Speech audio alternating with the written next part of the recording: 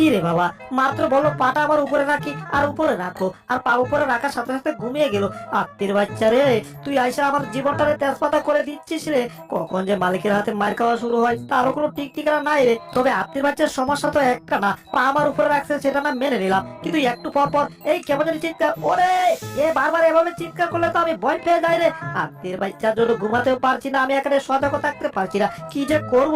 এখন অবশ্য কোনো শব্দ করছে, ওরে গেছি রে, এইবার তো ঘুমের ঘরে আমাকে বক্সি দিয়ে পাঠাইয়া দিল রে। ও ওই আত্মীর বাচ্চা ঘুম থেকে উঠ। দেখ বন্ধু, সকাল সকাল আমাকে ঘুম থেকে তুইলা শক্তি পরীক্ষা করছিস, তোর বোকা বানাইতে হবে। ওই দেখ বন্ধু, তোর কানটা কিন্তু সিলে নিয়ে যাইতাছে। দেখ দেখ দেখ, তোর কান সিলে নিয়ে গেল। আরে কই কই, আমার কান সিলে কোথায় দিতেছে? ওই সিল কান দে। হ্যাঁ আরে বোকা মার্কা আমার বেঈমান ভাই, তুই আসলে কিছুই বুঝোস না। তোরে আমি বোকা বানাইছি, সিল কেমনে তোর কান দেব? হ্যাঁ, তোর কান তো তোর সাথে আছে। আসলে তোকে হারানোর জন্য এই পদ্ধতিটা করেছি। হা হা হা হা হা। আসলে তুই আর চালাক হইলি না রে। ছোটবেলা থেকে তোকে বোকা বানিয়ে বানিয়ে যাচ্ছি, আর তুই শুধু বোকা হয়ে হয়ে যাচ্ছিস, আর আমার হাতে শুধু মার খাচ্ছিস। হি হি হি হি হি। বেঈমানের বাচ্চা কামনা করলো কি, কটা হাড্ডির জন্য আমাকে বোকা বানিয়ে হারালো। শোন, আমার নাম হয়েছে ভাটপার কাম চিটার, ঠিক আছে? আমার মাথায় শয়তানি বুদ্ধির অভাব নাই, আর তোকে হারিয়ে আমি হাড্ডি নেব। আর সেখানে তো আর তোকে বেশি বোকা বানাতে হবে, সেখানে একটু শয়তানি বুদ্ধি আমি ব্যবহার করেছি, ঠিক আছে? তবে টেনশন করিস না, তোকে আর তেমন বেশি বোকা বানাবো না। এইবার বোকা বানানোর পালা হচ্ছে এই বাড়ির লোকজনগুলা। হ্যাঁ, এখন আমার ভালো করে খাওয়া দরকার, শরীরটা একটু একটু দুর্বল হয়ে যাচ্ছে। হ্যাঁ, আবার ঘুমও পাচ্ছে।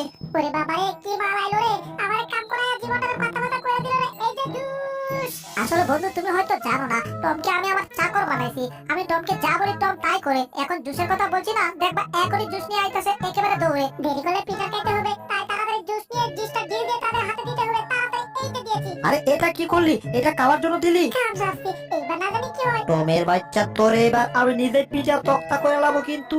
কি ভাবছে বুড়োদের চাচা, তোমায় কি ভাবছে? আমাকে বারবার পিটাবে আর আমি হা করে বসে থাকবো? ইম্পসিবল। আমি এখন টেলিভিশন দেখবো, আর টেলিভিশন দেখে দেখে আমি একটা কুম্ফু মাস্টার হয়ে যাব। কুম্ফু কুম্ফু কুম্ফু, আর কুম্ফু মাস্টার হয়ে আমার সব প্রতিশোধ কাটাই কাটাই তুলবো। তো প্রিয় দর্শক বৃন্দগণ, আমাদের কুম্ফু টেলিভিশনে সবাইকে স্বাগতম। আসলে এখানে দালাল দাদা কুম্ফু দেখবো, সবাই কুম্ফু শিখতে পারবো, আর কুম্ফু টিকা টিকা সবার কাছে মাইর খাইবো, তখন আমার সবাইকে মাইর দেবো। তবে যাই হোক, আমাদের কুম্ফু মাস্টার শেখার জন্য ভালো করে নজর দিয়ে টেলিভিশন দেখতে হইব। ওকে, তাহলে নিদি হয়ে যান সবাই, আমি দেখাচ্ছি। ও রে ও রে ইয়া ও, এভাবে এভাবে এভাবে কুম্ফু মাস্টার শুরু হয়। বুঝলাম না, এটা কি দেখালো? এটা কি কুম্ফু মাস্টার আর টেম্পু মাস্টার? কিছুই তো বুঝতাছি না, শুধু উয়া উয়া এমন করতেছে। প্রথমে হাত এভাবে ধরবেন, সামনে যাকে পাবে তাকে ধাক্কা দিয়ে ফেলে এরপর হাত এদিকে নিয়ে আসবেন। ও রে ইয়ো ইয়া ইয়া ইয়ো ইয়ো, এভাবে। কি রে বাবা, কি শিখাচ্ছে আমি কিছুই তো বুঝতে পারছি না। তবে ভালো করে দেখবো, আমার শিখতেই হবে কুম্ফু মাস্টার, আর কুম্ফু মাস্টার শিখে ওই বুলডগের বাইরের উপর চরম প্রতিশোধ নিতে হবে। তাহলে দর্শক বিন্দুগণ, আজকে আমার দায়িত্ব হবে, আমার বউ কল দিচ্ছে, তাড়াতাড়ি না গেলে আমার বউ আমার পিটাইয়া ইদল হত্যা করে লাগবো, কারণ আমার বউ হচ্ছে আমার ওস্তাদ কুম্ফু মাস্টার। তাহলে ঠিক আছে, সবাই থাকুন, আমি তাড়াতাড়ি বউয়ের কাছে যাই। কুম্ফু মাস্টারের বউ আর বড় কুম্ফু মাস্টার, এ কার কাছে কি শিখতাছে? আমি কে বলে বাইবে না, আমার বউ আমার যা বলে আমি তাই করি। শুধু আমি ঘরে হাড়ি পাতির গুলো মারি আর ঘর ঝাড়ু দেওয়ার কাজ করি। এ তো মান সম্মান রেখে তার নিজের মান সম্মান নিজে ঠিক করে দিতেছে।